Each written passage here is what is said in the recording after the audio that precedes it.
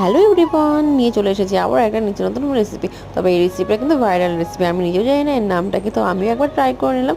রোজ রোজ তো মাছ মাংস খেতে ভালো লাগে না, ভাবলাম একদিন অন্য কিছু খেয়ে নিই। তো সবার প্রথমে আমি একটু মসুর ডাল আধ ঘন্টার মতো আগে থেকে ভিজিয়ে রেখে দিয়েছি। তারপর মসুর ডালটার মধ্যে একটু কুচনো আলু, কুচনো পেঁয়াজ আর একটা টমেটো কুচি, একটু 3টে কাঁচা লঙ্কা, একটু সর্ষের তেল আর দিয়ে দিচ্ছি স্বাদ মতো নুন, হলুদ আর একটু রেড চিলি পাউডার দিয়ে একটু সর্ষের তেল দিয়ে ভালো করে একটু মেখে টেখে নিয়ে তার মধ্যে দিয়ে দিচ্ছি জল। এবার জলের মধ্যে দিয়ে দিচ্ছি একটু ফুটতে, বাট এদিকে ডালটা আমার এদিকে প্রায় সেদ্ধ হয়ে গেছে।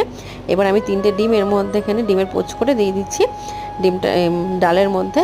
তার মধ্যে এখানে একটুখানি আমি আবারও একটুখানি করে নেবো ডালটা সেদ্ধ করে টাইপের। প্রায় আমার হয়েই গেছে এখানে ডাল, তবুও আমি ঢেকে রেখে দেবো। আর একটু ঢেকে রেখে তার মধ্যে দিয়ে দিচ্ছি একটুখানি গরম মশলা, একটু ধনেপাতা দিয়ে আবারও মিনিট খানেকের জন্য ঢেকে রেখে গরম ভাতের সঙ্গে বা রুটির সঙ্গে যে কোনো কিছুর সঙ্গে পরিবেশন করে জাস্ট দুর্দান্ত লাগবে খেতে। আমিও বুঝতে পারি ঠিক এতটাই টেস্টি, একবার ট্রাই করতেই পারেন ঠিক কতটা দারুণ লাগবে। আমার মুখের কথা নয়, আপনারা করে দেখুন, জাস্ট ফাটাফাটি।